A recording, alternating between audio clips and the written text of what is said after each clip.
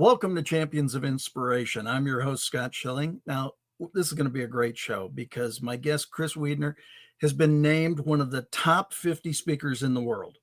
That's pretty good. One of the top 100 leadership speakers in the world by Inc. magazine. Wait a second, that's not good enough. One of the top 10 speakers in the world by Success magazine, and is a member of the Motivational Speakers Hall of Fame.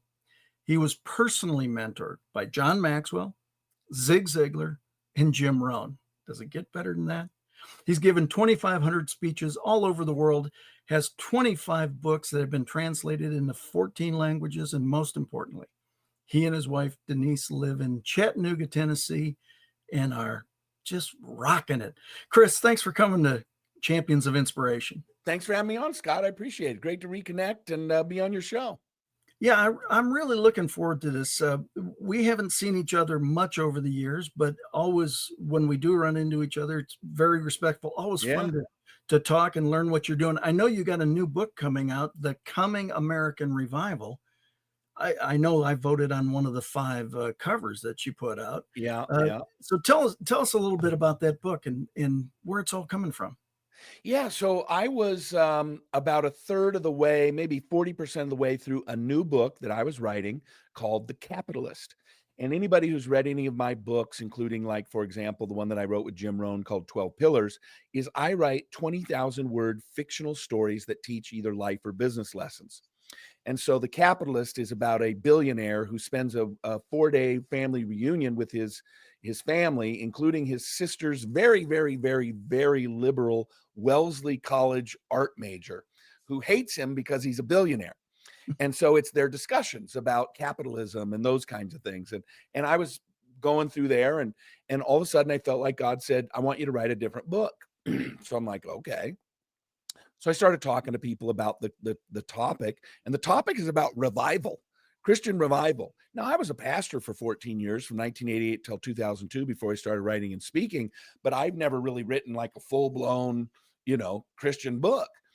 But I started talking to people and just even looking at my own heart, what's going on in our country and how bad it's getting, and the anger and the vitriol and everything. And I realized that a lot of people were feeling the same thing, like we're on the verge of something.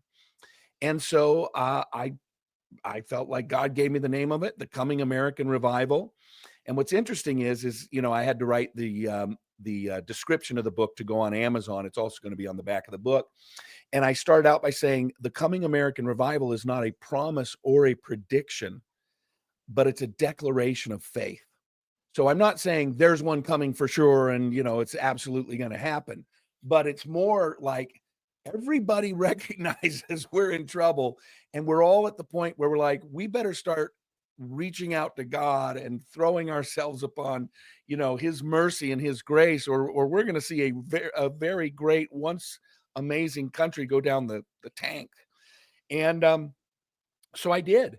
Now, typically my books, I'll reach out to 40 or 50 people and I'll get 20 or 30, endorsements. But with this one, I said, you know what? I want to get like maybe 8, 9, 10 endorsements from significant Christian people across the board in different industries. So my cover endorsement is Senator Tim Scott from the state of South Carolina. Nice. But John Rich, the country singer of Big and Rich, and Kirk Cameron, formerly of was it Growing Pains that he was part of, and now and all of them just instantaneously send me the book. I want to endorse it. They would read it. John Rich read it in 2 hours. I sent it to him. 2 hours later, he had read the whole thing and sent me the endorsement back. And everybody was like, this is absolutely what we need. And what's fascinating to me, Scott, is we haven't had a religious revival, a full-blown religious revival in America since early 1970s, the Jesus Revolution that turned into Calvary Chapel, and, the Jesus People movement, out of Costa Mesa, and that was made famous in the movie last year before. And there's been really no great book on revival written since Leonard Ravenhill wrote a book in the 50s called Why Revival Tarries. So it's been 70 years since there's been sort of a pivotal book on revival, and it's been 50-something years since we've actually had one. We've had little bubbling ups. Most recent was a couple of years ago. Asbury College had a little one. And then right up the street from us in Chattanooga, up in Cleveland, Tennessee, at Lee University, the kids showed up for chapel one day and didn't leave for 2 weeks. So there's been little mini bubbling ups of it. But I think we're at a place in the country where everybody's realizing that politics isn't going to solve it. Politicians aren't going to solve it. And you're talking to a guy who is as literally, I am as into politics as a person could possibly be. It's what I do basically for a living. And yet, even with that, I recognize that that's not the ultimate answer. Yeah, I totally agree with you. And it's interesting. The movie Jesus Revolution, a buddy of mine played Timothy Leary in that in the movie. And so I had some pre scenes and different things going forward. And back then we had a lot of conversations that there would be a revival based around there. Yeah. That it would, that would be impotence of it. I agree with you wholeheartedly on what's going on in the country. And as we were talking just before we started, I've got a new book coming too, and it's really about the divides between the generations. There are reasons for them. And the fact that nothing can get solved. I mean, whether it's little disagreements or big disagreements cannot be solved without communication. And they can't be solved without but communication to me comes down to trust, and trust comes down to faith. Right. I really see that as one that we're at a point where we need to come together and have faith in something other than politics, for sure. I mean, something other than the people. We've got to come together as people and treat people with respect, honor, and dignity again. So I know that you've talked about, people calling out to God when they're in times of trouble. Are we at that point? I believe that we are perilously close to the point where there are so many people who have no clue how perilously close we are to losing the freedoms that we have experienced, all of us, in our lifetimes. And part of the problem is that they have dumbed down our government schools for the last 50 or 60 years. People are not taught logic. They're not taught Latin. They're not taught history. They're not taught civics. They're not taught any of it. And you can show up to the average adult and say, how many branches of government there are? And they're like, I don't know. How do you not know? Like that's the basic fundamentals. Right. And yet these people vote. So what ends up happening is they end up voting based on, who has the best Instagram page or something like that. And we end up voting for a lot of people who are really bad for our country, but they look cool. And I don't know if you remember Andy Andrews, Andy Andrews. So sure. Andy wrote a book, and he's a motivational speaker, amazing guy. But he wrote a book that was really off-brand for him, and sort of like how my book is very off-brand for me. He wrote a book called How to Kill 11 Million People. Well, that doesn't sound very motivational, but it was about what happened in Germany and why all these people went along with it. And basically, the basic answer of the book is, how do you kill 11 million people? You start by lying to them. Right. And people are not the brightest bulbs in the box, and they haven't been taught to think, and so they just believe you. Right. And so they were telling the German public things, and the public just went along with it. And they ended up creating one of the greatest travesties in human history. Yeah, I totally agree with you. And again, I'm working from my sphere of influence, my point of view with the new book to share exactly that. If you can't critically think, how do you reason between two positions? It's not really possible. You have to have some critical thinking ability in there. And from my generation, the boomer generation was the last generation to really learn rote memory. 1A, 1B, 2A, yep. 2B, yep. Put it in your head, you hold it right here, right? And since then, with the advent of the internet, it's been teach people where to find knowledge, not how to gain and hold knowledge. Well, there are challenges to that. not everything that you find in those databases are factual. That's Yeah. problematic. And especially, like you say, if they start believing it, right? So I agree with you wholeheartedly. I mean, I think we've got to get people talking again. We've got to get people thinking critically again. How do we stem the tide? How do we get people either talking again or really understanding what our path is? And I love the idea of the coming American revival. I love it because I truly believe I believe there's one answer to this, but Yeah. uh, Well, I'll tell you, here's our problem in America today. And I believe this to the core of my being. 50, 60, 70 years ago, we all had the same worldview. And the worldview was the traditional Judeo-Christian capitalistic worldview. Not everybody, but so much so that society was driven in the same direction. Like you can even go back to our founding fathers. Thomas Jefferson was not a Christian. Thomas Jefferson was a deist, but he operated out of a Judeo-Christian capitalistic worldview. So when everybody has the same worldview, you're not arguing about the worldview. You're not arguing about the destination. You're arguing about how to get there. right. So for example, let's say I used to live in Seattle, which I did 50 years. If I said, hey, let's all get in the car and let's go to Los Angeles, and everybody says, yes, Los Angeles is the destination. Our only argument is going to be, do we stay on I-5 South or do we go over to the coast and take Highway 1? That's the only argument. We both, in both cases, we end up in Los Angeles, Right. but we're arguing kind of about how to get to the same destination. Well, over the course of the last 50 to 70 years, we've seen the rise of another worldview.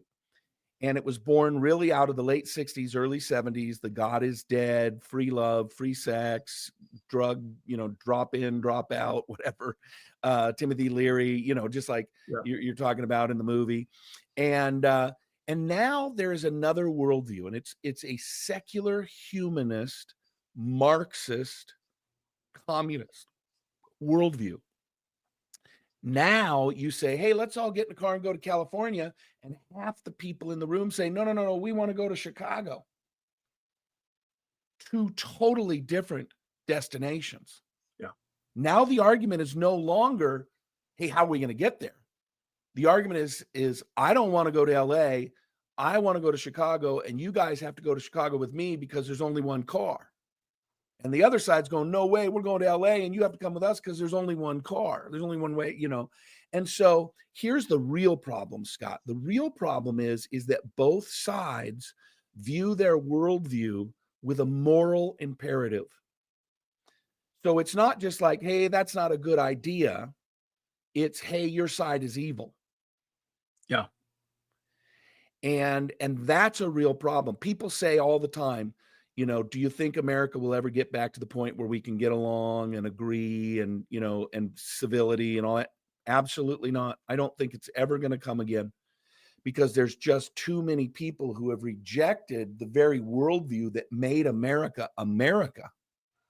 I mean, the Judeo-Christian capitalistic Protestant work ethic, whatever sort of words you want to use to describe the traditional worldview, that is what made the greatest country on earth.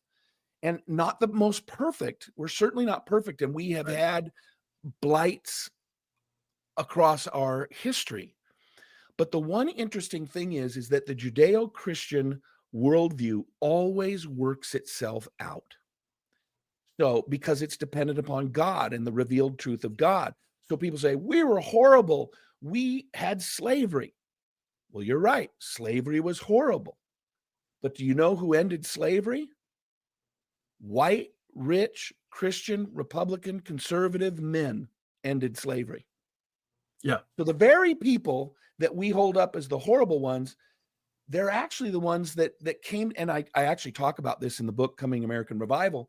It was the Christianity of those people that looked around and said, wait a minute.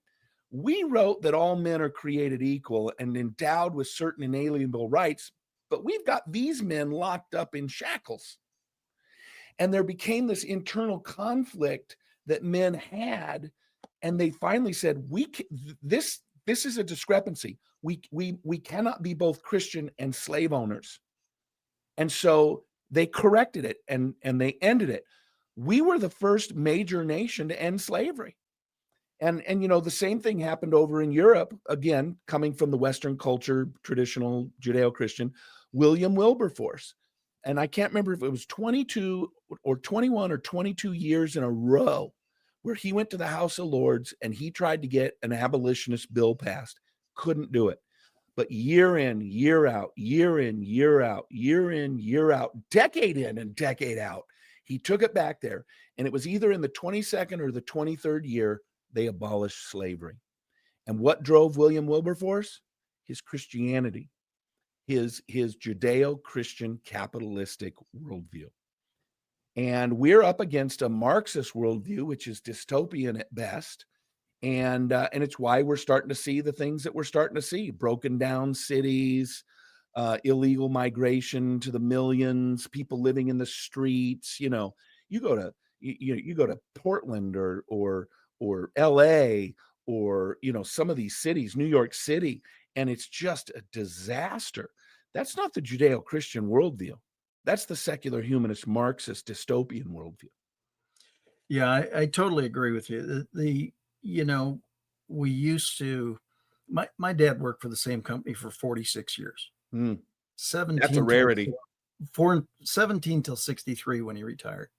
And so that was the model I saw. And so I went into corporate America when I came out. Well, about 12, 13 years into it, corporate America changed and opportunity changed, and being able to see entrepreneurialism and speaking and coaching and training.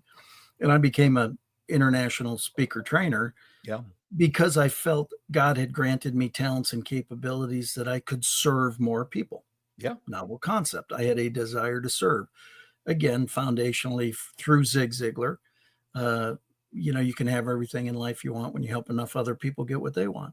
Yep. And it's amazing to me that people are not seeing, and it's amazing to me on one side, but it's not. I'm going to call it on me. I thought I had it pretty well figured out for a long time, and I realized I was pretty naive. There was a lot of stuff going on that I didn't recognize. And it just, if you're going to treat people with respect, honor, and dignity, you need to do that. That's a Christian foundational thing. Absolutely. From that side is love one another, love them, love thy neighbor as you would love yourself, or probably even better than you'd love yourself, quite frankly, right? Yep. And so again, if you don't feel we can get there totally, how do we make it better from here? How do we work toward it all coming back together? Well, I think communication and honest communication is imperative. The problem is on the internet now, you have so many ways to edit things and cut things off and all these kinds of things. And then you end up with dishonest communication. Right. And misinformation and disinformation. I'll give you an example. And again, I didn't know we were going to talk politics, but I am an honest. I'm a conservative. Obviously, I'm a Republican, but I also say I'm an honest conservative Republican. If my side does something wrong, I will be the first to stand up and go, "That was stupid. We shouldn't have done that." But I'll give you an example. There's something called the Charlottesville hoax. And it was spoken about the other night in the debate, and it's brought up all the time by Democrats, where they say that Donald Trump showed up in Charlottesville and said, they had the people on the right and they had the people on the left, and they started into a big fight. And the people on the right, many of them were Nazis, and this, that, and the other thing. And afterwards, they were talking to Trump, and he said, he was talking about people in Charlottesville and people who believed these different things. And he said, and there are good people on both sides. He was trying to make a unity statement. He wasn't saying, well, you're the bad people. He said, there's good people on both sides. That's where they chop the video off and they go, look at him. He just said there's good people on the side of the Proud Boys and the Nazis and the KKK. Yeah. It's so completely dishonest, because if you don't cut the tape there and you just let it roll another 10 seconds, He says, and I don't mean the white supremacist. I don't mean the Proud Boys. I don't mean the KKK. I don't mean, he literally said that. But in a winner takes all world where it's Right. win at all costs, because of technology, people can cheat and lie and steal and make it look like you're telling the truth. Now, are there examples on the other side? Probably. So if you're a Trump hater or whatever, I totally get it. No problem. It's America. You can vote for who you want to. But if we really want our country to get back to normal, you have to be honest about the fact that there's some dishonesty going on. And I have to be honest if there's dishonesty going on my side. Right. And this is what you're a specialist in, is that authentic connection. We have to talk, but the talking has to be honest. It can't be rooted in falsehoods. Well, that's exactly, it's interesting you say that, because a couple thoughts came up as you're saying that. The reason that my moniker is the authentic connector is a friend called me one day and said, I got to ask you a question. I said, what's that? She said, are you an influencer? And I said, interesting. I believe I have influence. I wouldn't call myself an influencer. And she said, why not? And I said, because to me, influencers are playing a game. They're really concerned about the end result for them. And she said, they'll do anything to get that result. Well, exactly. I said, but I would say that I'm an authentic connector. She said, what's the difference? I said that an authentic connector is concerned about the end result for all parties concerned. Yep. She went, oh my God, that's exactly who you are. Well, I was sitting in front of the computer, and of course I went to my buddy GoDaddy, and the authentic connector was available, and not for long, that became my moniker. And but the other point that you were talking about, this, what's bothering me through this entire media cycle that's going on, that's so crazy, is the threat to democracy. Well, first of all, we are not a democracy. Let's just start with that. Let's just start with that fact. But you don't hear anybody saying, wait, time out. We're not a democracy. We are a democratic republic. The founding fathers set it up that way for a particular reason, to protect the democratic republic, to protect the land. You know, the thing that they left from was the unfairness of taxation and oppression and religious persecution and all the different things. They were a lot wiser and ahead of their times, I think, than people give them credit for. Oh, right? These 14-year-old farm boys and 20-year-old farm boys. I mean, that's the other thing. We see the old pictures of George Washington when he was old with white hair, and Ben Franklin with the little thing.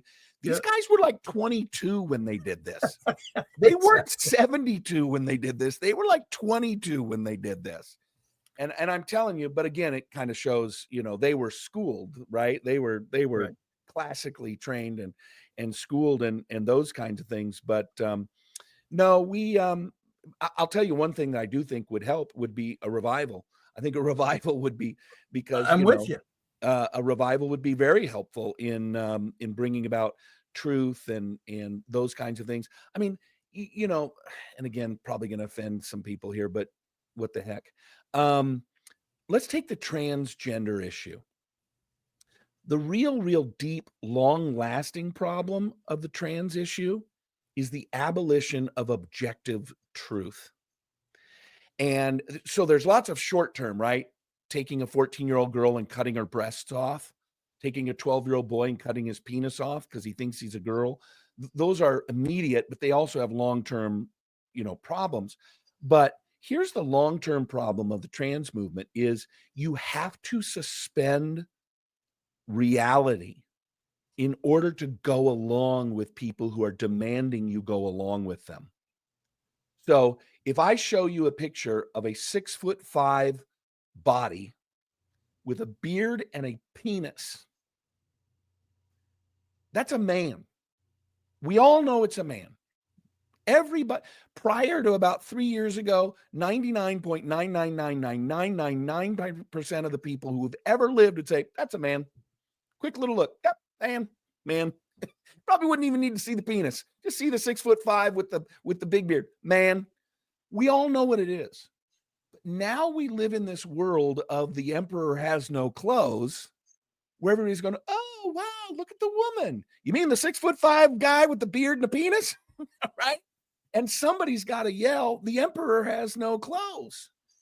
But when you, if I can get you to go along, if I can get you to go along with that lie, Scott, I can get you to do anything.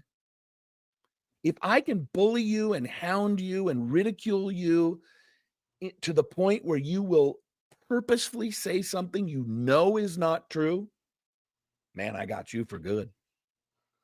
Well, and I equate that a little bit to think of the coexistence of different religions and different gods and different deities over time, right? Yep. But those different ideals were able to coexist because it wasn't so I don't know if invasive is the right word, or just working to force somebody. I mean, let's use the analogy of the religious conflicts. Religious conflicts have never worked when somebody's tried to force their religion on somebody or Yeah, their but position. here's the interesting thing, Scott. Christianity has I mean, not 100% Right. always, but for the vast majority of time, they've been, hey, Jesus loves you. He'd love to save you. Do you want to know God? Nope. Okay. See you later. Right. Right. It's never been, you're accept Jesus or you're going to die. And so, but here's the problem. The worldview that we are up against, the secular, humanist, Marxist, communist worldview. Think back to Russia in the 80s, 70s and the 80s, the Cold War, the 60s, 70s, 80s. Russia, their whole goal was to make their population atheists. And same with China. It's why China doesn't like the, what's the religion where and I've traveled through China. You get up at 5 a.m. in the city and you go out on the streets and you'll go to a street corner and there's 100 people doing, is it Tai Chi or something like that? They're all kind of doing their thing. Chinese don't even like that. The government doesn't like that because an authoritarian government driven by Marxist ideology has one enemy. And that enemy is God. Because they don't want their population to have any higher authority than the authority of the state.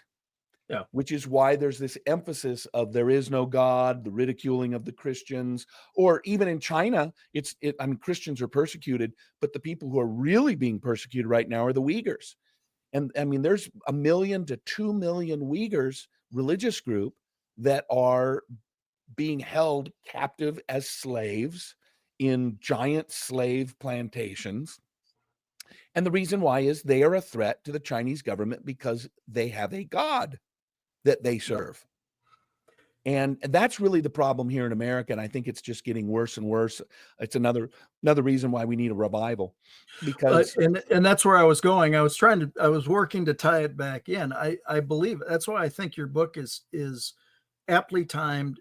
It's going to be a fabulous hit. I believe we need to have that revival. We need to stop, pause, and think again. And I know that things get moving. So I'll speak for myself.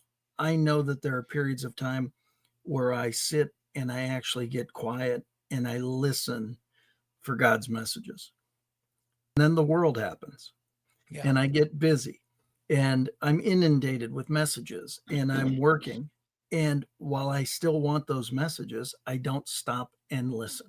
Yeah. And I don't slow down to that point. And I think as much as anything, what you're doing with the book and coming through with that is time for that pause, and really get back to, what do I truly deep down feel? I know God's talking to me. I know with the project that I'm involved in now. I know that's why I have the podcast Champions of Inspiration, because I want people to be inspired. Are there going to be people that disagree? I say this all the time, and I'm sure you're the exact same. I have won 100% of my audiences. Exactly never. nor do I actually anticipate that I ever will. Yeah. All I can do is have the highest intent possible and do everything I can to bring the best messages possible, Yeah. and leave it for others' consideration and go from there. I'm So just at the point now where I tell people I play for an audience of one. I really, if I walk into a room and I give a speech and everybody hates it and hates me, I'm fine with that, as long as I know that I did what I was supposed to do. And some of that, I think, Scott, you and I are getting older, right? You know, it probably wasn't me 30 years ago. You know, I'd right, have been upset, you know, if I'd have been upset if I got a standing ovation and one person came up to me and told me it was horrible, exactly. you know. But now, you know, the older you get, the more you gain a little wisdom. You know, you have a lot of knowledge when you're young. You have a lot of wisdom when you're old, if you do life right, because there's a Yeah. lot of dumb old people too. But if you do life right, you're willing to learn. That's where wisdom comes in. And I got to tell you, you know, I'm really enjoying this stage of my life because I feel like I'm so wise. And I don't mean that to be arrogant, like, Right. oh, I'm No, so wise. I feel like I finally get it. Like I finally understand. Like the questions I had, I'm at ease with now. And I'm really, really enjoying this phase of my life. And you know, I have 6 kids, and of course they range from 21 to 34. Yeah, he just turned 34. So 21 to 34. And I love being able to give them wisdom to add on top of their knowledge, because my kids are really smart. In fact, we just dropped off our youngest up at University of Madison in Wisconsin. She's starting 6 years of her doctorate in economics. She just graduated from Vanderbilt, and you know, she loves God and she wants to do what's right, and she's brilliant. Brilliant. Her math problems in high school were like 10 pages long. One problem, 10 pages. And I'm like, I gave up on math when they introduced letters to it. I thought math was numbers. As soon as I saw the X's and the Y's, I was like, I'm done with math. But I love being able to give her that kind of advice that stems from the wisdom is the right application of knowledge, right? And so, you know, everything from her, who's my youngest, to my son, who's my oldest, to be able, as he's getting into business, he's overseeing about $100 million worth of construction projects right now. And, you know, he's always working with the cities and attorneys and this and that, and the other thing, and being able to interject wisdom on top of the knowledge. I like this stage of life personally. well, and that's I totally agree with you. You know, knowledge is a wonderful thing, but knowledge without experience behind it, that's what creates the wisdom. You know, you take that knowledge, you experiment with it, you get beat around a little bit, you all of a sudden it turns into it knocks off some of the corners and comes that way. Yeah. I totally agree with you. I had somebody come up to me one day and said, "How can you lead with faith in your talks?" And I said, "Well, I'm allergic to lightning." And they said, what do you mean?" And I said, "I've already lived through one near-death experience. I have zero desire for a second one. I truly only work for one guy. Yeah. And I know why I I know why I'm here to the best of my ability. And it is my desire and intent to serve everybody in the audience." Yeah, the last And thing you want is to get, you know, a lifetime of standing ovations and then you die and stand before God and he's like, dude, that was bad. exactly. That was like, Not that I okay, think God's going to call us dude, but he might, you never know. he might, he You, might say, you know, bro, well, that was bad. no, but I really believe that. I mean, I think that I agree with you that I think there are benefits to have being at the top of the peak at times and being down in the valley. You know, without that experience, you know, it's real easy for people to say, "Well, you would never understand." Well, no, I've been there. You know, you get it, and that's where that wisdom comes in. So I agree with you that I say it this way. You know, as we become more mature, that's code word for older. You know, as we as we become more mature, we have this ability to share some of this experience, knowledge, and wisdom that's gained. Chris, I've really enjoyed this. What would you like to leave with everybody? Give you the you can take it in any direction you want, but leave them where you want to leave them. Well, I'll tell you about an experience I had that drove me my whole life. And, you know, a lot of podcasts, the very last thing they ask you is any final words of wisdom. So I want to tell you a story of what happened to me when I was a young man. I was 22 years old, and I went to a conference in Edmonton, Alberta. It was my first job. They sent me on this conference. I went to this conference, and I did not know a single person there. And it was like a 3-day conference. And of course, you know, you all sit in the chairs and watch, and then then you're all out in the lobby and you're just kind of hanging out and kind of, hey, how are you? Nice to meet you.